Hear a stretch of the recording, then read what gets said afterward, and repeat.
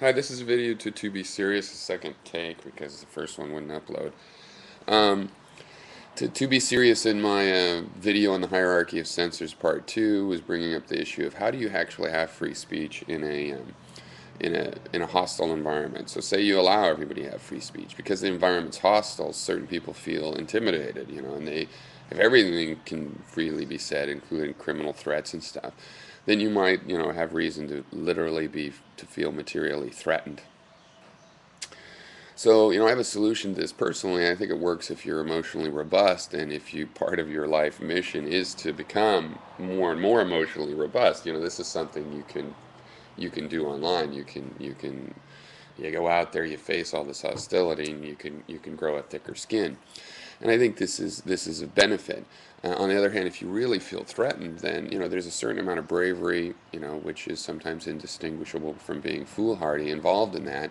And just statistically, even if a single person is that brave, you can't really call that free speech if it takes a special kind of person to be able to be willing to use it. If it takes an extraordinary amount or just an above average amount of emotional strength to speak freely, then we're not really getting free speech on a social level. And see, some people shouldn't have to get a tougher skin to take part in this conversation. So in terms of how I act, I don't act out in like some freedom to be hostile or emotionally manipulative because I don't think Mel's basket case should necessarily have to.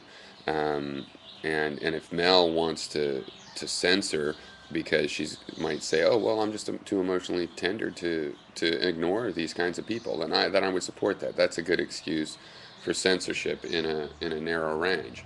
And it's kind of like saying, well, if we make a kiddie site for 8-year-olds, we could censor in there because of their tender emotions. We're going to prepare an environment that's actually at the level that they can take.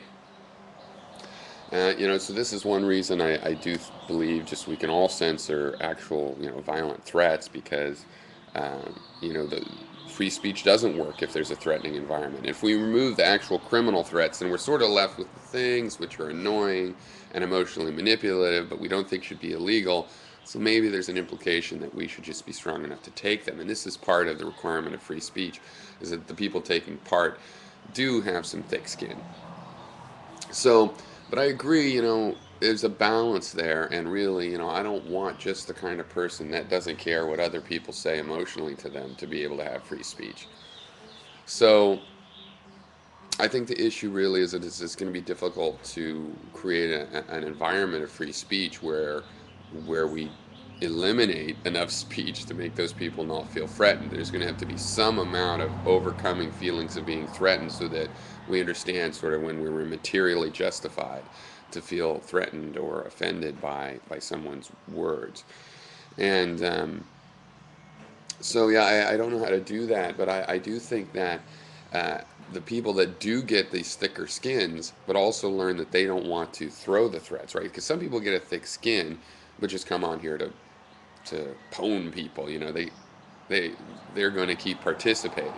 But there's other kinds of people that, like you, that get a thick skin, but aren't going to start using that thick skin to start fights just because they can take it. And so I think as we build up people that can take that kind of thing in stride, those people will start to create conversational markets where where you don't have to actually, you know, feel that threatened. And some comment sections are like this already more than others, even without censorship, just by the creation sort of an atmosphere.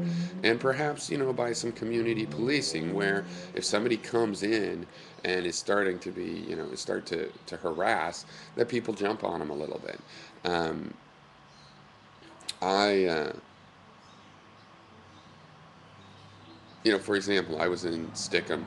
My girlfriend wanted to go in, so I didn't say she was my girlfriend. She went in with her own laptop over there.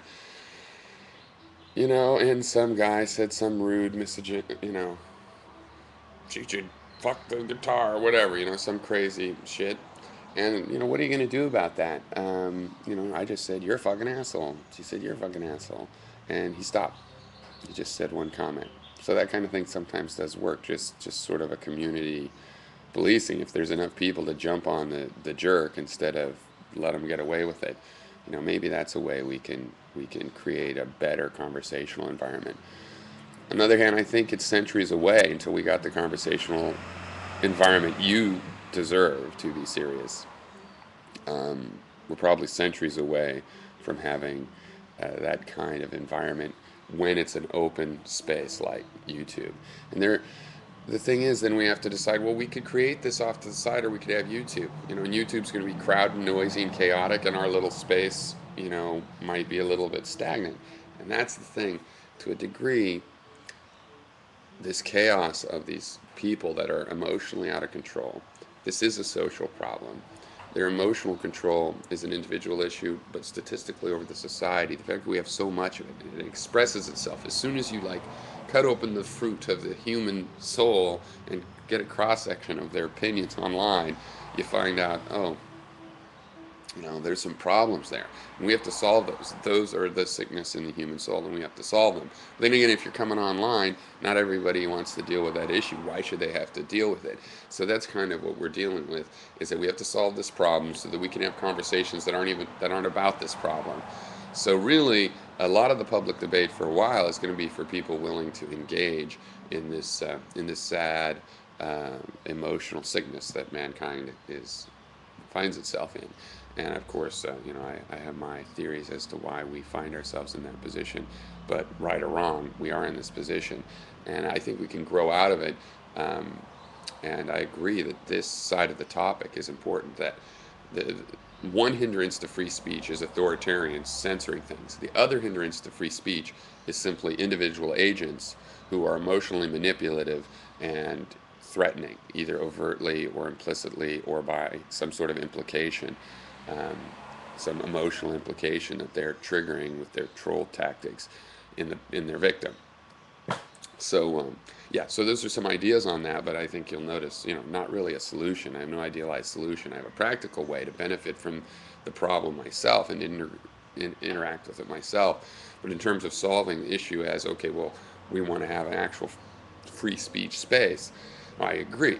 The hostility of the participants is another huge problem. It's like we have to fight the authoritarian problem. Then when we give everybody their free speech rights, and maybe they've been deprived so long they don't even know how to use them properly, then we deal with the community problem of, wait a second, now we've given you democracy, now you have to learn how to vote.